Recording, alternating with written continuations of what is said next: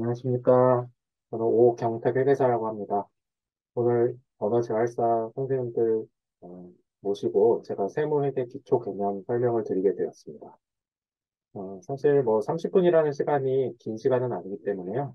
전반적으로 어떻게 돌아가는지, 우리나라 세법이 어떤 과세 체계를 가지고 있고, 여러분들이 만약에 어떤 언어 치료실을 운영을 하신다면은 운영하시면서 어떤 세금들을 내셨는지, 그리고 소속된 선생님들이나 뭐 프리랜서 C라면 내가 왜 이런 세금을 내고 있고 전체 우리나라 세법의 체계 하에서 지금 어떤 과정 속에서 내가 있는 것인지 이런 것들 좀 파악해 보시면은 여러분들 앞으로도 도움이 되실 것 같습니다. 자, 제일 먼저 제가 설명드릴 개념은 소득세입니다. 말 그대로 소득이 있는 사람들이 세금을 내게 되는 것이 바로 소득세입니다. 우리나라의 소득세는 종합소득, 퇴직소득, 양도소득 이 세 가지로 소득을 구분해서 설명을 하고 있습니다. 퇴직소득은 말 그대로 어디 직장을 다니시다가 고용이 되어 있다가 퇴직하게 되면 받는 것이 우리가 퇴직소득입니다. 양도소득은 부동산 등등을 어떤 자산을 사거나 팔거나 했을 때 팔았을 때 내는 세금이 우리가 양도소득세입니다. 자, 이런 퇴직소득이나 양도소득 외에 나머지 개인들이 내는 세금을 우리가 다 합쳐서 종합소득 이렇게 부르고 있습니다. 그래서 종합소득은 성격에 따라서 총 우리나라 세법에서 6가지로 구분을 하고 있습니다.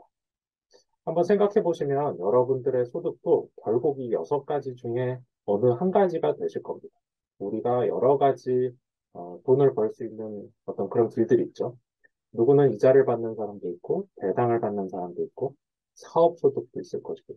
생각해보면 여기 있는 소득들이 아마 여러분들이 생각하실 수 있는 거의 대부분의 이제 소득들은 다 이 중에 한 가지에 꽂히게 될 것입니다. 이 6가지를 다 합쳐서 우리는 종합소득이라고 부르고 있고요.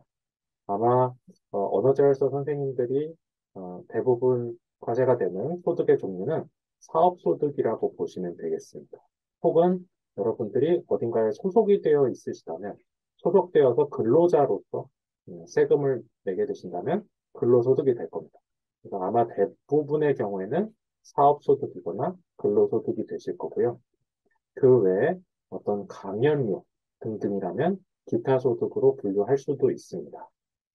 그래서 성격에 따라서 어떤 소득인지에 따라서 각각 구분이 달라지고 각각 구분에 따라서 조금씩 어떤 원천징수의 의무 등 차이가 있게 됩니다.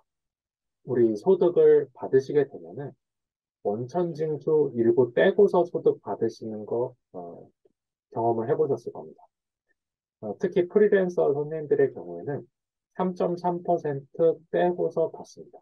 예를 들어서 이번 달에 100만 원 받아야 되는데요.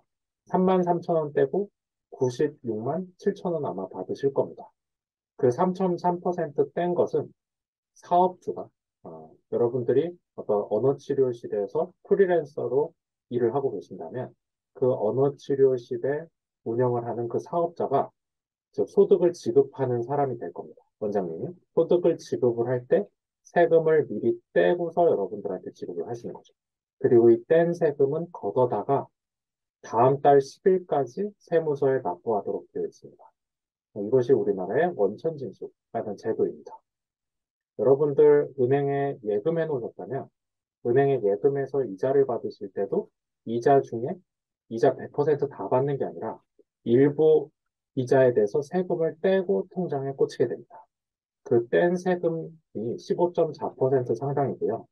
이 금액은 은행이 여러분들한테서 떼가지고 여러분들 대신에 은행이 세금을 신고하고 납부하게 되는 거죠.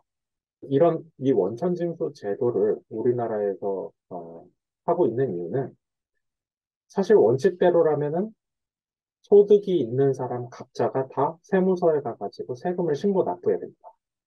원칙적으로는 이자 100원만 받더라도 이자 100원에 대해서 이자 소득세를 세무서에 가서 신고 납부해야 된다는 거죠. 우리나라에 수없이 많은 사람들이 다 세무서에 가가지고 세금을 직접 신고 납부하면 세무서가 마비될 겁니다. 행정적으로 그것이 불가능하고요. 또 우리 각각 개인의 역량도 잘하실 수 있는 분도 있지만 못하는 사람들도 당연히 있을 겁니다. 자, 그렇기 때문에 어떤 납세자의 편의를 도모하고 또 행정의 편의를 도모하고자 국가에서는 실제로 세금을 납부해야 되는 사람 대신에 소득을 주는 사람이 원천 징수해서 세금을 떼다가 대신 신고 납부하게 하는 제도를 마련해 놓고 있는 것이죠. 그래서 많은 경우에 이자나 배당 소득은 이 원천 징수한 것으로 더 이상 우리 개인들은 신경을 안 써도 됩니다. 은행이 그냥 갖다 내게 되면은 그걸로 과세를 종결해 버립니다. 자, 그런데 어떤 사람들의 경우에는 1년에 받는 이자나 배당 소득이 2천만 원이 넘는 사람들도 있을 겁니다. 굉장히 금액이 큰 거죠. 그런 어, 이런 어떤 소득이 큰 경우에 이 원천 징수는 예비적으로 납부한 거라고 국가는 바라봅니다. 그래서, 그건 예비적으로 본 거니까 실제로 당신 소득이 얼마가 되는지 관련된 소득을 전부 다 더해가지고 세무서에 진짜 1년 동안의 나의 소득은 얼마고 그래서 내가 진짜로 내야 되는 세금은 얼마인지 계산해서 내게 하는 이런 어떤 제도가 우리나라의 소득세 신고 제도입니다. 그래서 여러분들 3.3%뗀 것도요. 3.3%를 떼는 것은 그냥 예비적으로 뗀 겁니다. 실제로 1년 동안 여러분들은 예를 들어서 언어재활서 선생님이 어떤 A라는 언어치료센터에서 근무하시고 또 B라는 데서도 근무하시고 C라는 데서도 근무하실 수도 있겠죠. 각각에서 다 원천 징수를 하셨을 텐데 원천 징수를 당하는 거죠. 어떻게 보면 떼이는 겁니다. 그리고 나서 1년이라는 시간이 지나게 되면 1년 동안에 총 실제로 나의 진정한 소득은 얼마고 1년에 대해서 전체 나의 실제 진정한 세금이 얼마인지 계산을 해서 그동안에 떼인 거보다 더 내야 되면 더 걷어다 대고요. 만약에 덜 떼인 거면은 추가로 더 납부하게 되는 이런 제도를 가지고 있는 거죠. 그래서 우리나라의 모든 이런 6가지 중에 한 가지의 종합소득이 있는 사람들은 금액이 적지 않는 한, 아까 제가 예를 들었던 게 이자소득이나 배당소득이 2천만 원 이하라든지 어떤 이런 금액이 적지 않는 한 6가지 소득에 대한 전체 1년치의 소득을 다 더해서 진짜 이 사람의 세금이 얼마인지 계산을 해보고요. 더 내게 되거나 덜 내게 되는 이것을 매년 5월 달에 하고 있습니다. 한번 읽어보실까요? 원천징수는 예비적으로 세금을 걷어가는 것이기 때문에 연간 소득에 대해서 정확하게 소득세를 계산해서 다음해 5월에 신고 납부하도록 하고 있습니다. 이것을 우리가 종합소득세 신고라고 부르고 있습니다. 그래서 어, 어떤 경우에는 원천징수를 하고 그것으로 과세를 종결하는 이런 세부적인 어떤 소득들도 있고요. 원천징수는 예비적인 것일 뿐이다. 무조건 종합소득세 신고를 해야 된다라는 소득도 있습니다. 자, 예를 들어서 강연료도 마찬가지인데요. 우리가 강연을 전문적으로 하는, 강연을 직업적으로 하는 사람이 아니라면 단발성으로 강연을 하게 되면은 강연료 총액의 8.8%를 강연료를 주는 사람이 원천 징수를 하게 됩니다. 자, 아마 대부분의 사람들은 이런 어떤 일시적인 강연료가 1년에 다 합쳐봐야 금액이 크지 않을 겁니다. 예를 들어서 금액을 국가에서는 750만 원 이하의 강연료라면 8.8%뗀 것으로 그냥 과세를 종결해 버립니다. 더 신경 안 써도 된다는 거. 그런데 어떤 사람은 강연료가 다 합쳐보니까 750만 원 넘어갑니다. 예를 들어서 1년 동안의 모든 강연료가 1000만 원, 2000만 원 되는 사람도 있을 겁니다. 자, 그런 사람들은 국가에서 8.8%를 뗀 것은 예비적으로 뗀 거고요. 실제로 이 사람의 전체 소득이 얼마인지 1년 동안의 모든 종합소득을 다 합산해서 진정 이 사람이 내야 되는 세금을 계산하고 세금을 더 내야 되면 더 내고 덜 내야 되면 덜 내고 그동안의 8.8%는 그저 예비적으로 뗀 것일 뿐이다 라고 간주하는 것이 우리나라의 종합소득세 계산 구조가 되겠습니다. 자, 그래서 실제 종합소득세 계산 구조는 막 되게 복잡합니다. 여러분들이 아마 간단한 어떤 프리랜서로의 사업소득 정도만 있다면 뭐 홈택스에서 직접 하실 수도 있는데요. 예를 들어서 3.3%대는 프리랜서로의 소득도 있고, 그 외에 여러분들이 근로소득도 있고, 그 외에 가끔 하는 강연료도 있는데, 강연료도 뭐 1000만 원 정도 되고, 이자 배당도 좀 되고, 이런 여러 가지 소득들이 막 섞여 있다면, 아마 복잡한 어떤 이런 계산 구조 하에서 계산을 하셔가지고 납부를 하셔야 될 겁니다. 1년에 한 번 5월 달에 납부하도록 하고 있고요. 직접 하시기 어려우면은 뭐 회계사나 세무사 등 찾아가셔가지고 어떤 전문가한테 상담을 받아가지고 계산을 대리를 하게 하는 것이죠. 우리 모든 일들이 그렇듯이 직접 할 수 있다면 직접 하는 거고, 직접 못하면은 대리하는 뭐 그런 구조를 가지고 있습니다. 자, 그래서 앞에서 제가 말씀드린 것처럼요. 납세자의 편의나 행정의 편의를 위해서 일정 규모 이하의 소득의 경우에는 원천 징수를 한 것으로 더 이상 아무도 신경 안 써도 된다라고 하면서 국가에서 과세를 종결하게 하는 그런 혜택을 주고 있습니다. 그것이 바로 우리가 분리과세라고 부르는 것이고요. 연간 2천만 원 이하의 이자나 배당 소득의 경우에 바로 분리과세를 하게 됩니다. 그 외 가맹이 없는 750만 원 이하는 분리과세 한다는 거죠. 네, 이런 것들 우리가 분리과세라고 부르고 있습니다. 그런데 제가 여기 써놓은 것처럼요. 금융소득이나 강행료 등등 외에는 분리과세의 규정이 없는 소득들이 오히려 더 많이 있습니다. 아까도 말씀드렸던 것처럼 프리랜서가 3.3% 떼었다라는 것은 분리과세 규정이 없습니다. 국가는 3.3% 뺀 것은 그저 예비적으로 뺀 것일 뿐 1년 동안 전체 소득을 다 합쳐서 종합소득세를 신고 납부하라는 규정을 가지고 있는 것이죠. 자, 여러분들이 어디인가 어떤 센터나 각종 어떤 직장에 여러분들이 고용이 되어서 근로자의 신분으로 일을 하면서 4대 보험도 내시고 4대 보험 뒤에서 설명드리겠습니다만 4대 보험도 내시고 세금도 떼이고 그 다음에 순수하게 실수령액만 통장에 꽂히는 자, 이런 여러분들이 근로소득자로서 근무를 하셨다면요. 아마도 연말정산이라는 거 해보셨을 겁니다. 자, 연말정산이라는 제도도 사실 우리나라에서 소득이 있는, 이 종합소득이 있는 사람들의 80% 이상이 다 근로소득만 있는 사람들이랍니다. 근로소득에다가 더해봐야 그저 일부 이자나 배당 조금 정도 받는다는 거죠. 우리 누구나 예를 들어서 은행에 예금이 조금 있으면 1년에 예금에 대해서 이자 뭐 몇십만 원, 뭐 많으면 몇백만 원 정도 나오고 그 외에는 근로소득이에요. 이런 사람들이 우리나라의 80% 이상이라는 거죠. 자, 이런 사람들이 1년에 한 번 종합소득세 신고를 세무서 가서 하라고 하면 역시 세무서에서 일이 마비가 될 겁니다. 그만큼 행정력이 안 되는 거죠. 자, 그래서 국가에서는 이런 대부분의 어떤 근로소득만 있고 나머지 소득은 별로 없는 사람들을 위해서 연말정산이라는 제도를 마련해 놓고 있습니다. 종합소득세 신고 대상 소득 중에 근로소득만 있는 사람들이 아마 대부분이라는 거죠. 자, 이런 사람들은 연말정산이라는 행위를 하게 되면 다음해 5월 달에 종합소득세를 신고하지 않을 수 있다라고 규정하고 있는 것입니다. 이 연말정산은 다음에 2월 급여를 지급을 할 때 연말정산을 하게 됩니다. 연말정산의 계산 구조는 1년 동안에 우리가 받았던 모든 소득을 놓고서요. 거기에서 각종 공제들을 차감해서 그동안에 떼인 세금하고의 차액만큼 더 내거나 너무 많이 떼었으면은 국가에서 돌려 이런 절차를 가지고 있습니다. 자, 소득세는 뭐 간단하게 이 정도로 보시고요. 만약에 여러분들이 어떤 언어치료 센터를 운영을 하시거나 각종 여러분들이 사업자시라면 부가가치세 납부 의무가 있는 경우들이 있습니다. 우리나라에서 가장 중요한 세 가지의 세법을 꼽는다면요. 소득세법이 있고 부가가치세법이 있고 법인세법이 있습니다. 법인세법은 말 그대로 법인을 설립했을 때 내는 세금이기 때문에 아마 대부분의 여러분들과는 큰 관련은 없을 수도 있어서 오늘 교육 시간에서는 제외를 하였습니다.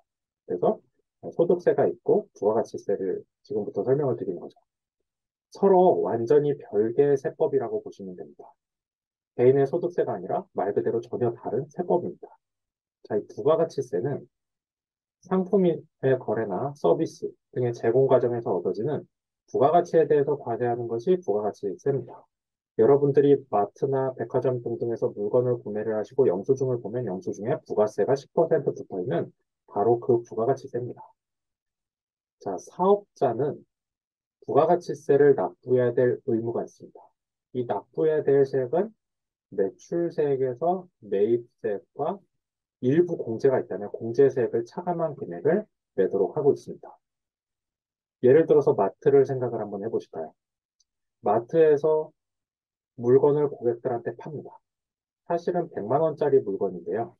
거기에다가 10%만큼의 부가세를 얹어서 110만 원한테 고객한테 파는 거죠. 고객으로부터 110만 원을 받게 되면 10만 원을 마트가 걷어다가 국세청에다가 신고 납부한다는 겁니다. 자, 그런데 마트도요, 물건을 사와가지고 파는 회사이기 때문에 물건을 사올 때 마트도 10%만큼을 돈을 더 주고서 물건을 사왔습니다. 우리가 이 물건을 사오면서 10%더 준 것, 마트가 사오면서 부담한 세금, 이것을 우리가 매입세액이라고 합니다. 예를 들어서 마트가 물건을 80만 원에 사오면서 부가세 8만 원을 더 부담을 합니다. 그래서 88만 원에 사와서 마트가 고객한테 110만 원에 팔았다라고 생각을 할 수가 있죠. 이런 표현이 적절할지 모르겠는데 마트가 뜯긴 부가세, 마트가 부담한 부가세가 8만 원이 있을 것입니다. 그리고 마트가 고객으로부터 거둔 부가세가 10만 원이 있을 겁니다. 그러면 마트는 세금을 부가세 신고를 하면서 걷어다가 내야 될 세금 10만 원에서 마트가 부담한 세금 8만 원을 차감해서 2만 원만큼만 세무서에 신고 납부하는 구조가 되어 있습니다. 이제 부가가치세법이죠. 그래서 매출세액의 10%, 그리고 매입세액은 우리가 받은 재화나 용, 우리가 마트가 물건을 사온 겁니다. 사오면서 부담한 10% 부가세. 이 두 가지를 우리가 차감해서 내고 일부 공제가 있다면 공제도 빼고 내도록 하고 있습니다. 자, 그래서 이 부가가치세법에서는 세금계산서라는 증빙에 대해서 규정을 하고 있습니다. 세금계산. 우리가 실무적으로는 뭐 계산서다 이런 표현도 쓰시는데요. 사실 명확하게는 우리는 세금계산서라고 표현을 하고 있습니다. 그래서 이 세금계산서는 재화나 용역을 공급을 하는 사업자가 발행하는 것이 원칙입니다. 그래서 세금계산서는 만약에 여러분들이 어떤 센터를 운영을 하신다면 센터가 거래 상대방한테 발행을 하고 거래 상대방한테 돈을 달라고 하는 겁니다. 그러니까 센터가 발행을 하고 돈을 달라고 하는 거죠. 만약에 고객들이 와서 카드 리더기에 카드를 긁고 갑니다. 그러면 센터가 카드 영수증을 발행을 해주는 거죠. 세금계산서는 이 신용카드 영수증과 동일한 효력이 있다고 보시면 됩니다. 그러니까 재화나 용역을 공급하는 사업자가 발행하게 되는 것이죠. 자, 그런데 이 세금계산서의 발행은 부가가치세법상에 과세사업자만 발행할 수가 있습니다. 만약에 언어치료센터를 운영을 하시는데 처음에 이제 사업을 시작을 하시려면 부가가치세법에 따라서 사업자 등록을 하셔야 됩니다. 사업자 등록을 하러 세무서를 찾아가게 되면 세무서에서 일반 과세자라고 판정을 하게 되면 세금계산서를 당연히 발행하실 수 있고 과세사업자가 되시는데요. 만약에 세무서에서 면세사업자라고 판정을 하게 되면 면세사업자의 경우에는 세금계산서를 발행을 할 수가 없습니다. 면세사업자는 재화나 용역을 공급을 하면서 예를 들어 언어치료센터라면 용역을 공급을 하겠죠. 서비스를 공급을 하게 됩니다. 서비스를 공급을 할 때 만약에 면세사업자시라면 부가가치세를 포함해서 돈을 받는 것이 아니라 부가가치세 없이 돈을 받으시면 됩니다. 그런데 과세사업자라면 부가세까지 얹어가지고 돈을 받게 되고 이 얹어서 더 받은 돈은 우리가 가지는 게 아니라 우리가 걷어다가 고객으로부터 걷어다가 세무서에다가 신고 납부하게 된다는 것이죠. 자, 그런데 면세사업자의 경우에도 재화나 용역을 공급을 받는 사람이 요구를 하게 되면 면세사업자도 계산서를 발행하는 것은 가능합니다. 이 계산서라는 것은 세금계산서하고 다른 양식입니다. 그렇기 때문에 말 그대로 부가가치세가 포함이 되어 있지 않은 양식이고요. 그렇기 때문에 흔히들 사람들이 계산서 이렇게 표현을 하지만 정확하게는 세금계산서가 있고 계산서가 있는 것이기 때문에 용어를 명확하게 할 필요가 있습니다. 자, 그리고 이 매입세를 차감을 하게 되면 납부할 세액이 줄어드는데요. 이 매입세액과 같이 공제되지 않는 매입세액도 있습니다. 자, 그러니까 공제되지 않는 매입세액은 우리가 아무리 매입을 많이 한다고 하더라도 우리한테 혜택은 없는 거죠. 사업과 관련 없이 지출한 부분에 대한 부가가치세. 너무나도 당연한 얘기일 겁니다. 예를 들어서 마트가 물건을 사와가지고 팔기 위해서 사온 물건에 대한 부가세는 내야 될 세금에서 까주는 효과가 있죠. 그런데 사업과 관련 없이 지출한 부가세입니다. 마트 사장님이 어디 동물병원에 가서 긁었습니다. 부가세가 포함되어 있었습니다. 이런 건 당연히 공제가 안 되겠죠. 또 사업자 등록하기 전에 매입세도 공제가 안 됩니다. 그러니까 가능한 한 사업자는 빨리빨리 우리가 사업자 등록을 하시는 것이 필요하겠습니다. 또 우리가 부가세로 매입세 공제를 받기 위해서는 거래 상대방으로부터 세금 계산서를 받거나 우리가 가서 카드를 긁고 물건을 가지고 와서 거래 상대방으로부터 신용카드 매출 점수를 받으셔야 됩니다. 그런데 이런 어떤 적격 증빙을 받지 않고 간이 영수증, 문방구에서 파는 손으로 작성한 어떤 이런 영수증 등등을 받았다면 적격 증빙으로 인정받기가 어렵고요. 또 접대비 관련된 부가가치세는 매입세 공제 대상이 아닙니다. 또 차량을 구입하는데 부가세가 포함되어 있다. 이런 것도 매입세 공제 대상에서 제외가 됩니다. 자, 부가세는 언제 낼까요? 1년에 두 번 냅니다. 1년에 네 번 내는데요. 신고는 두 번 하게 됩니다. 아마 대부분 다 개인 사업자이실 거고요. 사업을 하신다면. 이런 개인 사업자들의 경우에도 납부는 네 번 하고 4월하고 10월에는 직전에 신고한 금액의 절반만큼 납부하도록 하고 있습니다. 자, 부가가치세법에서는 면세 사업자를 규정하고 있습니다. 아까도 말씀드렸지만 여러분들이 언어치료센터를 운영을 하기 위해서 사업자 등록을 하시려고 세무서를 찾아가게 되면 세무서에서 면세로 판정하는 경우가 있습니다. 부가가치세 납부 의무를 면제하는 사업들이 있고요. 이런 면세 사업자는 세금 계산서 발행 의무가 없다는 것은 앞에서 말씀을 드렸습니다. 그런데 면세 사업자는 매입세 공제도 받지 못합니다. 어떤 매입이라고 하더라도 거기에 들어가 있는 부가세는 면세사업자는 공제를 받지 못한다라는 거죠. 그리고 면세사업자는 부가세를 납부할 필요가 없기 때문에 위에 나와 있는 이런 신고를 하지를 않고요. 1년에 한 번 사업장 현황 신고라는 것을 하게 됩니다. 이때 수취한 매입 세금 계산서에 신고는 하셔야 됩니다. 공제는 받지 못하지만 신고 정도는 하는 그런 의무가 있고요. 넘어가겠습니다.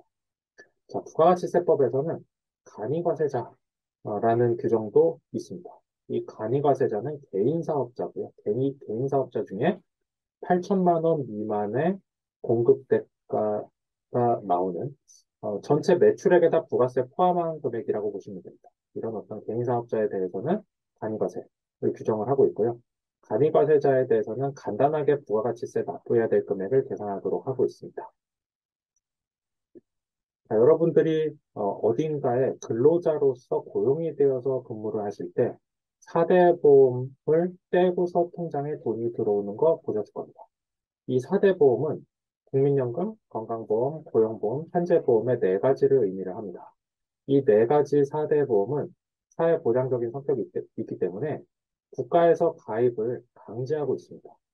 그러니까 가입 안 하게 되면 이것은 정확하게 법을 준수하고 있는 것이 아닌 거죠. 근로자가 1인 이상인 사업장의 경우에 4대 보험 가입 의무적입니다. 만약에 여러분들 4대 보험을 안 주신다면은 거래상대법 우리의 그 고용주가 4대 보험 당연히 들어달라고 하셔야 됩니다. 자, 그런데 이 4대 보험은요, 여러분들 통장에 돈이 들어갈 때 그때 일부 걷어다가 차액만큼만 여러분들한테 주시는데요. 그 걷어다가 잠깐 보관하고 있는 돈은 고용주가 먹는 게 아니라 그 돈은 걷어다가 다음 달 10일까지 역시 각 4대 보험공단에다가 고용주가 신고 납부하고 있습니다. 자, 그런데요.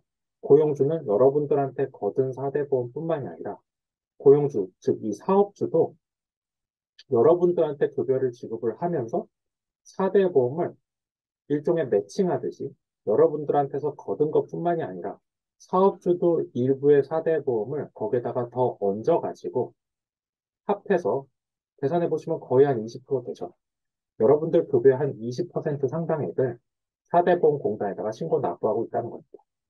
예를 들어서 급여가 200만 원이다 라고 하면 200만 원 중에 4대 보험은 9%를 곱하게 되면 298.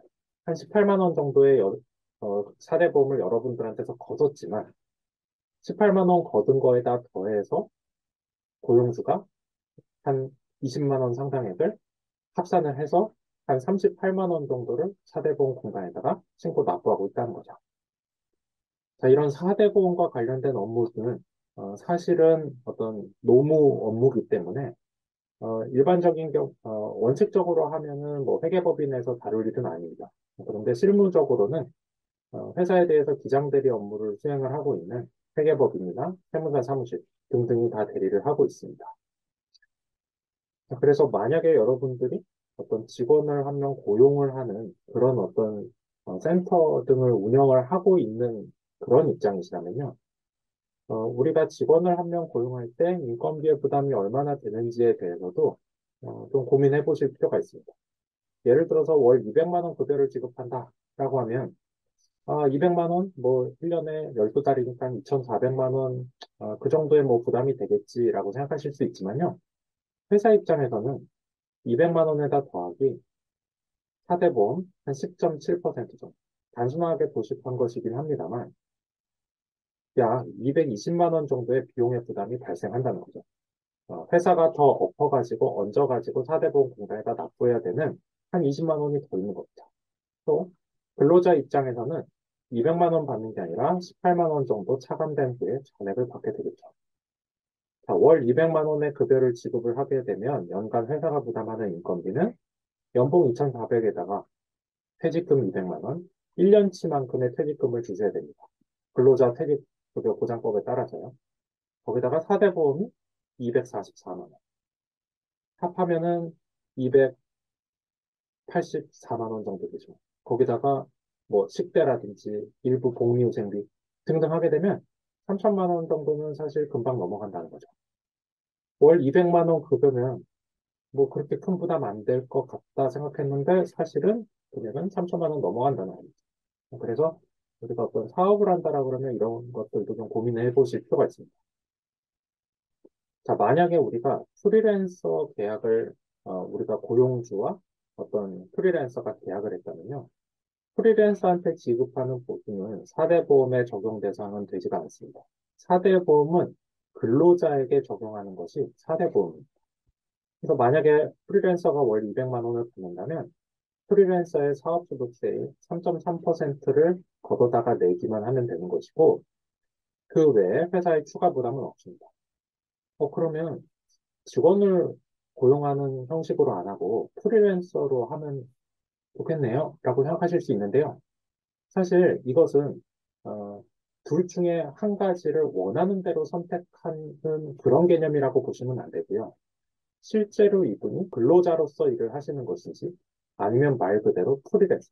프리랜서와 근로자의 차이는 근로자는 말 그대로 고용주의 지시를 받아서 업무를 하는 것이 근로자입니다. 그리고 근로자는 일반적으로 정해진 시간 동안 근무를 하루에 해야 되고요. 출근 시간, 퇴근 시간들도 다 정해져 있고 근로계약서에 그런 내용들을 다 준수를 해야 됩니다. 프리랜서는 어떤 고용관계가 아닌 것이죠. 그래서 우리가 어떤 방식으로 일을 하는지에 따라 가지고 이것은 사실적인 어떤 판단을 해야 될 문제인 것이지 여러분들이 어떤 세금을 회피하기 위한 어떤 목적으로 어, 사실은 근로자인데 3.3%를 뺀다든지 이런 것들은 당연히 어떤 세법에 대해서는 위배되는 거니까요. 그런 것들은 좀 명확하게 하시는 것이 필요하다라고 말씀드리겠습니다. 자, 그리고 여러분들이 사업을 하시게 되면 만약에 사업자시라면은 어, 개인인 경우에도 복식부기가 원칙입니다. 그래서 장부를 복식부기로 기록을 하고 법인과 마찬가지로 중요한 증빙 서류를 비치하고 보존해야 되는 의무를 우리나라 세법에서 의무를 부과하고 있습니다.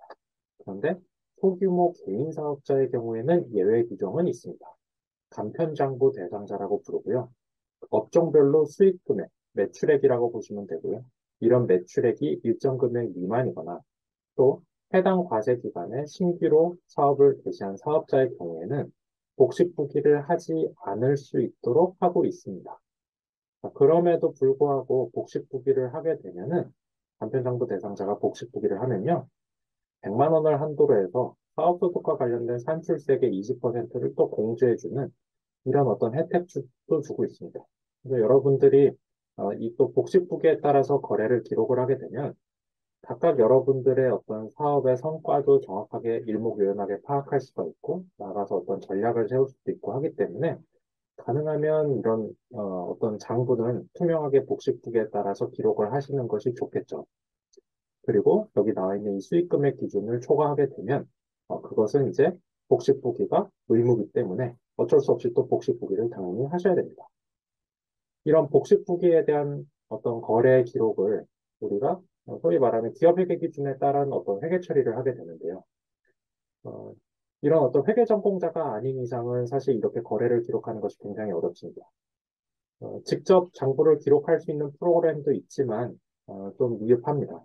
그래서 거의 대부분의 경우에 90% 이상의 경우에는 다 회계사 사무실이나 세무사 사무실, 회계법인 등등에다가 소위 말하는 기장 대리를 맡기게 되시는 거죠. 이런 어떤 세무 전문가가 기장을 하고 사업자는 본업에 집중하는 것이 기회비용 측면에서 더 나을 수 있다라고 생각이 당연히 듭니다. 그래서 이런 사대보험 이런 어떤 기장을 하게 되면은 단순하게 어떤 복식보기뿐만이 아니라 사대보험 업무의 처리라든지 또 각종 신고 업무 이런 것들도 다 하기 때문에 사업자는 행정 업무에서 해방이 될 수가 있다는 거죠. 큰 그림에서 여러분들이 어떤 언어치료실을 운영을 하시거나 혹은 언어재활사로서 근무를 하시면서 내가 왜 이런 세금을 내고 내가 왜 이렇게 사대보험에 어떤 원천 징수를 하게 되는 거지. 이런 것들 오늘 좀 전반적으로 어떻게 돌아가는 것인지 이해하실 수 있었다면 의미 있는 시간이 되지 않았을까 이렇게 생각이 됩니다. 네, 여기까지 하겠습니다. 고생하셨습니다.